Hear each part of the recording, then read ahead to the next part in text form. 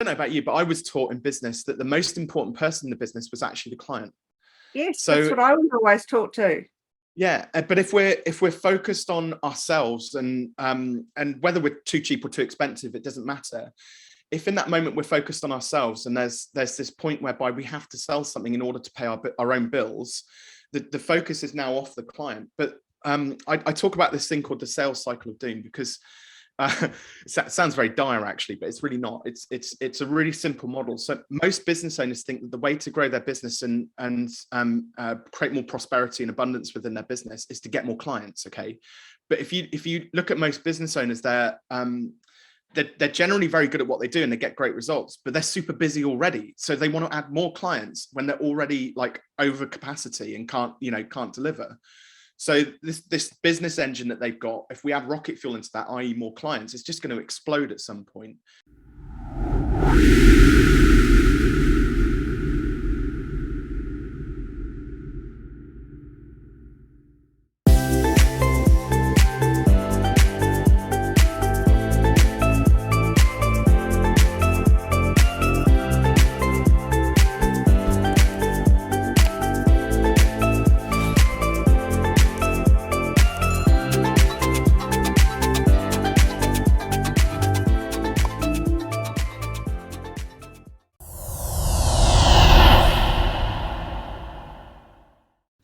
Talking with the experts. Hello and welcome to Talking with the Experts. My name's Rose Davidson from rosesdavidson.com, and Talking with the Experts is about all things business by business owners for business owners, and you can find it on all good podcasting streaming platforms and on YouTube. And today my guest is Robin Waite from Fearless Business. And we're going to be talking about money mindset and confidently charging more. Now, young Robin here is the founder of Fearless Business. He's a speaker, he's a podcast host, and a best-selling author of 5 books, no less, including Online Business Startup and Take Your Shot. As the founder of Fearless Business, Robin helps coaches, consultants, and entrepreneurs to slow down, create space, and confidently charge their worth, offering insights on product architecture, pricing your products, and sales. Welcome, Robin, and thank you for joining me. Oh, it's a pleasure, Rose. And do you know what? We could be friends. You called me young. I'm 40 in a couple of weeks. So, you're a puppy. You are only a puppy. I've got like half your age on you. I'm very excited, Rose. Oh, good. I'm glad someone's excited. I mean, I'm always excited, so I'm glad that someone else is excited. I should have put that in the mix. Now, charging more, confidently charging more is a great topic because a lot of entrepreneurs, including myself, don't charge what they're worth. So tell me a little bit about how you came to work out that you're worth more than you were charging. Yeah, well, it was a little bit by accident, actually. So I ran a marketing agency for 12 years. And we used to do web design and branding and things like that. And towards the latter part of that, I got frustrated with the whole, I call it design agency ping pong, the back and forth between client and service provider. And, taking ages for them to come back and things like that. So I took a basic graphic design process that up until that point, we charged £50 an hour for, and we might do 10 hours worth of work and get paid £500 for it. I don't know what that is in Aussie dollars, but I think the exchange rate is about 3 to 1. So it's about $1,500, I think. So, and then out of the frustration, I was just like, do you know what? If we could shorten this process and actually get it done in a day, wouldn't that be fantastic? So if we could create a logo for somebody in a day and give them their brand guidelines and the job is done, we could get them into the office so that they could be part of the creative process. And so the first one we did, the person said, well, listen, this sounds fantastic. I want to do it tomorrow because we've got a product launch next week. And I was like, so I had to hustle and get a graphic designer in, and we made it work. And when it came to the question around price, I was like, well, if you want it quickly, I'm going to charge you a bit more for it. So I said £1,500. So that was sort of at that time 3 times the going rate for a graphic designer in our local area, especially. And and then a few months after that, we did a few of these and they went really well. We were getting lots of good positive referrals for the one-day workshops. And another company approached us and they wanted me to drive up to York, which is in the north of England. And I live down in the southwest. It's sort of 6-hour, round trip. It was really didn't want to go all the way up there. Lovely client. And they wanted to put me in a room with 23 decision makers for this branding workshop. And I was just like, so now there's resistance from me on my part, So I kind of half jokingly said £18,000, and they said yes on the spot, and the money was in my account that evening.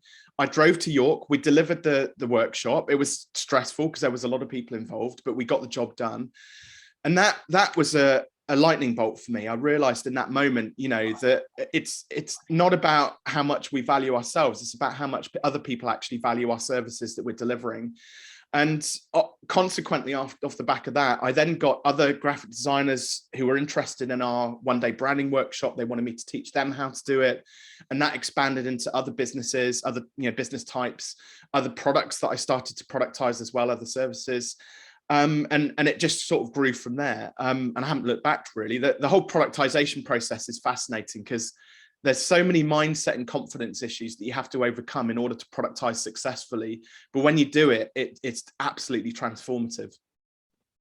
Yeah, I agree. I was not charging a great deal of money for what I was doing, and a business coach of my acquaintance said, Rose, why are you so cheap? And I said, well, because it's, people won't pay more than that. That was my perception. Yeah. He said, no, for your services that you're offering, you should be charging 3 times that much. So it's not what you think you're worth, it's what other people think you're worth. And if you charge less, people will think your work's not as good as if you charge more. And I thought, oh, that makes sense, I suppose. Yes, because I just valued it on, it'll take me about an hour or 2 hours to do that. But it's not the hours that it takes you, it's the other things that you have. It's like the skill that you have, it costs money because you've had to train to do that over the years. It's cost me money to do that. So, I should be charging my clients for the time it's taken me to learn how to do all this, whatever it is I'm doing. And yeah, I thought that's exactly it. Well, there's that that story, isn't there, about Picasso when he got approached by a woman in a cafe, back in the 1920s, and she said, "Oh, you're that famous artist. Could you draw me a picture?" So he gets a napkin out and sketches something out, and he hands it over to her, and she says, "How much is it?" And he says, "That'll be 10,000 francs." And she says, "What? That's ridiculous. It only took you 5 minutes." And Picasso comes back and says, "No, my dear, it took me 40 years."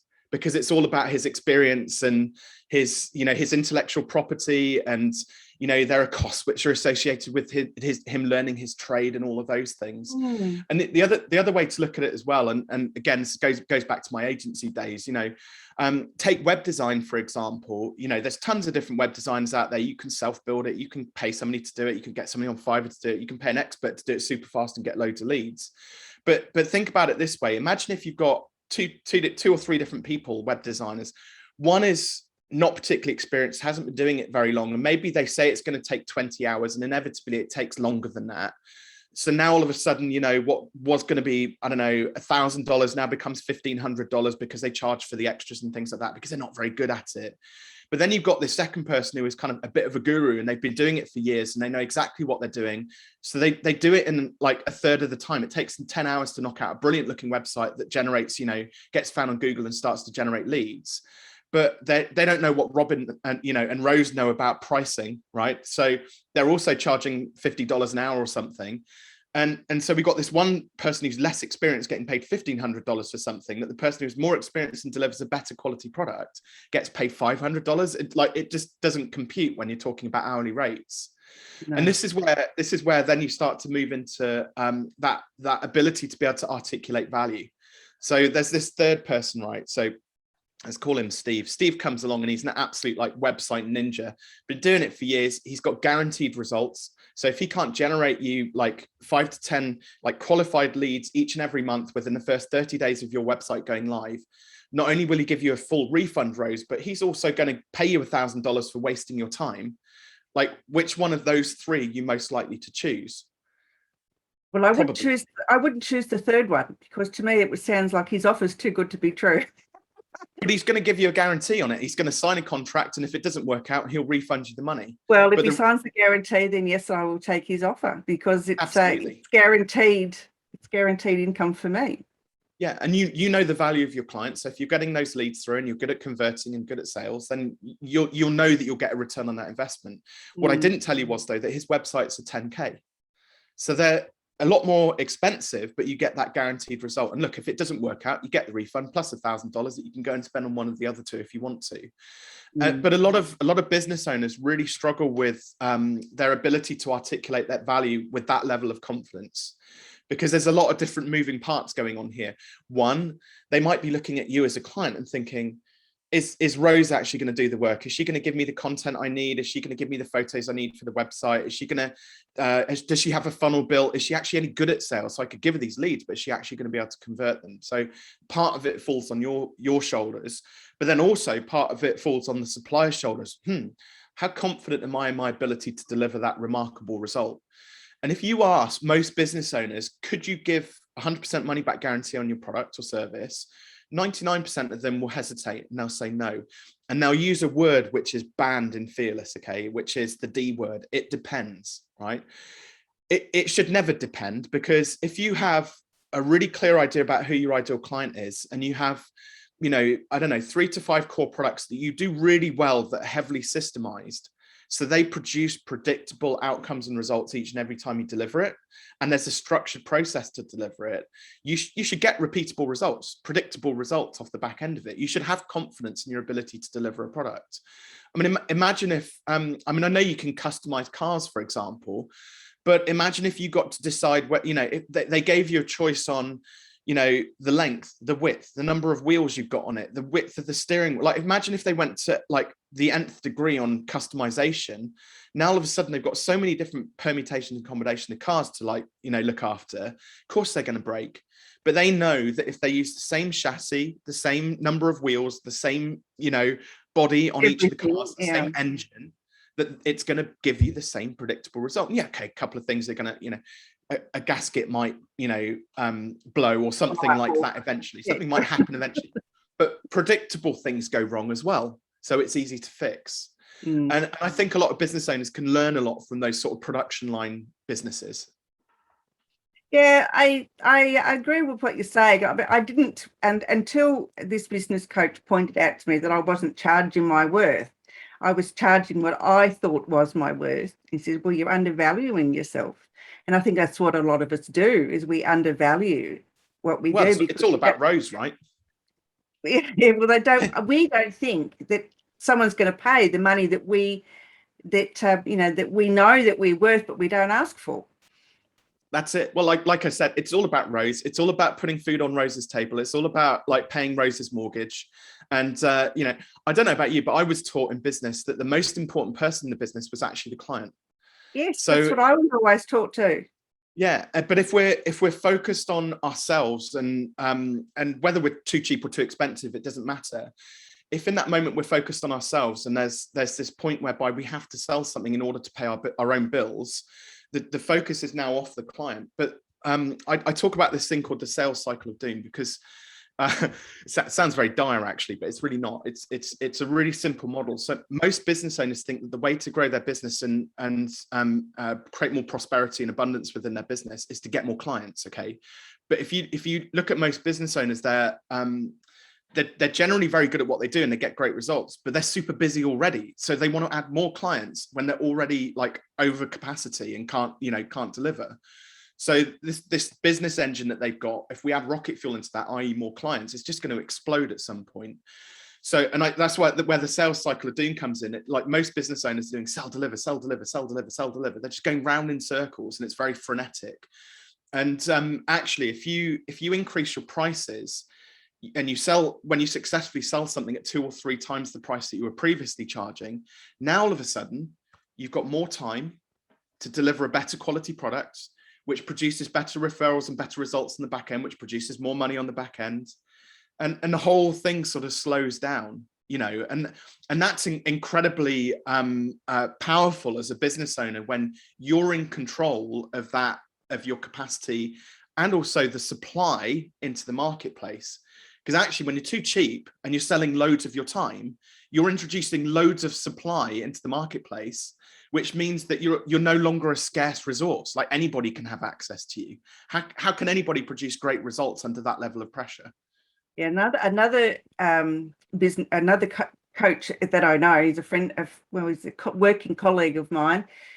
He said I was doing my service, the service industry, a disservice by being so cheap. I was putting other people out of work by being so cheap. So yeah, so there was like in the same week I was told this, and I thought, well, okay, so I'll just relook at my pricing, and I did, and when I really sat down and calculated absolutely everything, yeah, I was just miles too cheap, and I think that's why a lot of people were hesitant to come to me, because cheap service, low cost usually equals cheap service. So yeah, and that's not what I'm about.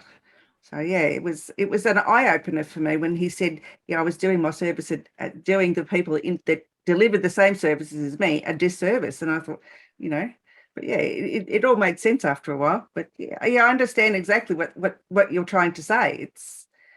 It is doing the industry a disservice because you're putting other people out of work by being so cheap. That's it. Well, and the thing is as well, imagine if you're too cheap and your business model isn't necessarily working, i.e. you're not making enough profit or not making a loss potentially. But then there's 2 or 3 other people in your industry who then look up to you or look across to you as a competitor and go, oh, Rose must know what she's doing because she's set her prices and she's been around for a while. And, actually now they're copying a dysfunctional business model, a business model that's fundamentally flawed. So like you said, so now we've got a group of business owners who are now all undercharging and scratching their heads going, why am I not making money out of this? And this is a challenge. Like, unfortunately, you can go into a business management degree or business studies degree or something like that. And they teach you about, Maslow's hierarchy of needs and the 4 P's of marketing and kind of all of that good stuff, right? And there's some element of truth in that, but actually when you get out into the real world and you start to look at pricing as a very basic sort of concept, you have to choose prices which are economically going to stack up for your business. So just a few stats, for example. I mean, I can give you a couple of examples. So I had a client when I first started out in the coaching space. Again, it was a web design business, and they did WordPress websites, and they were charging £8 a month for care plans. Right, so very little, like tiny amount, but their goal, and this is where you look at what's the overarching goal for the business. They wanted to earn £3,000 a month on care plans, so that during the summer holidays, they had a young family. During the summer holidays, they could take 6 weeks off to spend with their kids. Right, lovely goal, really well articulated.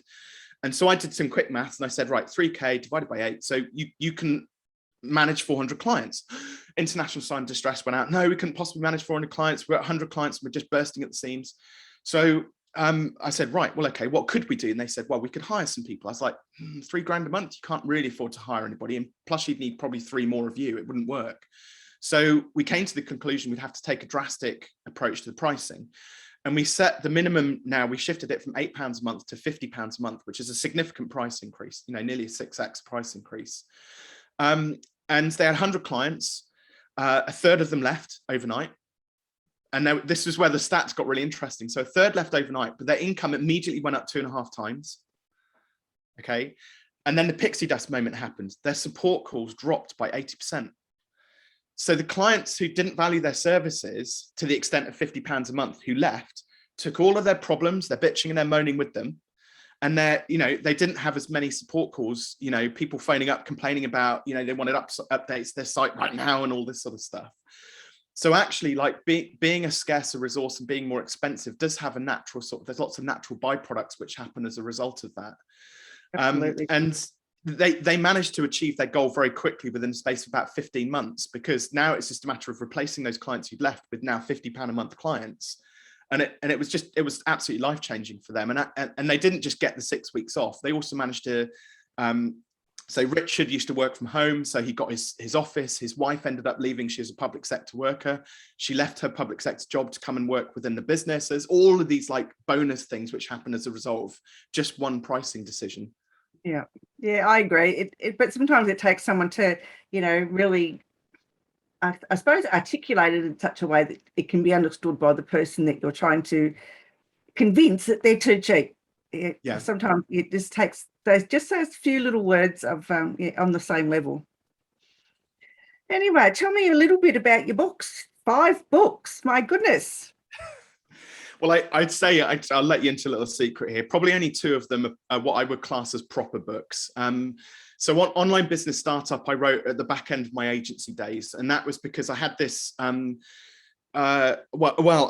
Just a very quick story. So I went into a networking meeting about 2 years before I sold the agency, and just before I wrote the book, and there was 2 guys. One of them I'd really wanted to I've been working on him for ages to become a client of ours in the agency. And one of our existing clients, "Hey, Robin, I'll come and make you the introduction," came up to me like a happy little puppy dog.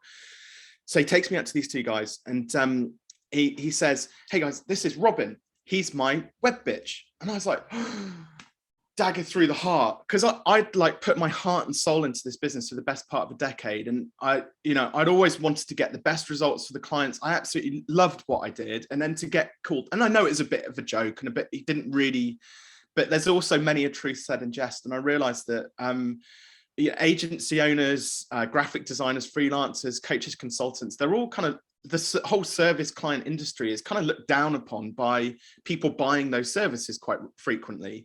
It's like people delegate their responsibility of these tasks to these people, and then if they don't get it done, they like harangue them and give them a hard time. So I wrote Online Business Startup really with a view to that's all about the process of how do you find a good web developer? Like, what sort of questions should you ask? So it's about, I was trying to change the industry, if you like, in our space. And that did really well. That was a bestseller on Amazon, I think, for about 3.5 years, sold about 15,000 copies. But obviously when I then set up Fearless Business as a coaching practice, it didn't quite align with that sort of the clientele that we were working with. So I wrote Take Your Shot, actually, and I won't give a spoiler alert because I'm going to offer it as a gift to your listeners today. But essentially, it was about one of my first coaching clients who happened to be a golf professional. He ended up on a webinar randomly that was for web designers at the back end of the agency days. I said, "Robin, this is brilliant, but how do I apply this to my business?" So I was like, "Well, let's try and figure it out." But it's all about like the 5 simple steps in terms of like productizing your business. And it's got, I think, close to 600 reviews now on Amazon. It's going super well, but it's told as a parable. It's like a 100-page book, really short. You can get through it quite quickly. It's got those 5 key sort of things within it, but you really get to kind of share in Russ's journey, and he meets a business coach and kind of transforms his business. So that's going well. And then the other 3 books are probably more like lead magnets. I'd say they're not really proper books, but they're quite informative nonetheless. Oh, well, but they're still books, aren't they? Just doesn't matter. Absolutely. And your podcast, what's your podcast called? So the podcast is called the Fearless Business Podcast. So we do a couple of things. One is I give concepts around like just simple fearless business concepts, little monologues, which I do. And then the other side of it is we do interviews as well with business owners who've gone through some kind of major transition in their business life. So a major pivot in their business, and they had to make a fearless decision, to kind of step out of the old and into the new. And again, that kind of comes from my, going from running an agency to a coaching practice is very different. So it's kind of part of my journey is built within that as well. Terrific. And where can they find your podcast? So the podcast is just at podcast.fearless.biz. Good. All right. And so I suppose it's on every platform that there is. Yeah, iTunes, Spotify, the works. Yeah, absolutely. And I mentioned about the book as well. So if anybody did want to grab a free download of Take Your Shot. Oh, yes, please do tell. Yes. Yeah, of course. It's so if they go to fearless.biz/TYS for Take Your Shot. And I say free. I know we've been talking about pricing today, but one of my things is about impact. I want everybody to be able to get access to simple business concepts that they can implement straight away. But what I do ask is if people could leave an Amazon review, I'd be very, very grateful. So you're hearing that, people? Get Robin's book, go to his website, get the book, and then leave him a review on Amazon. He would very much appreciate that, and you'll make him famous. Then he already is.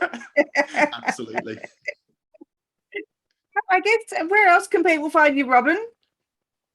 So I've got fearless.biz. We've got a few different resources, but you can Google me, Robin Waite. That's Wait with an E on the end of it as well. Sometimes people miss that off and they get a different guy, but Robin Waite with an E on the end. On Instagram, LinkedIn, Facebook. I'm all over the place, basically. Good. I'm going to go and stalk you now. Good work. You'll be my first stalker, so I'll be very humbled by that, Rose. Thank you. That's good. That's good. Well, happy 40th for when you turn 40. Thank you. You little puppy. Any last words of wisdom for our listeners today, Robin? I think it's very easy, not just with pricing, but anything in business, you can kind of create barriers and walls for yourself. So, by saying, like you said about pricing, I can't possibly put my pricing up because nobody will buy my product. So we can create these rules and beliefs in ourselves. But the only way to know for sure is to actually go out and validate whatever idea you've got. So, for example, with pricing, go and pitch 10 or 20 people at a new price point. And fair enough, if they all say no, Robin's wrong and doesn't know what he's talking about. But pretty much everybody who I've told to go and increase their prices come back and said, oh my gosh, I can't believe how easy that was. It was just me that was holding myself back. So my parting words of wisdom are just to, whatever idea you've got in your business, JFDI, just fucking do it. Because otherwise you're just going to be having these things whirling around there and you'll never know if they're true or not. That's right. And don't self-sabotage and be afraid of success. 100%. Absolutely. All right, Robin, thank you so much for your time today. And I will talk to you very soon. Thank you so much for sharing. That's my pleasure, Rose. Thank you.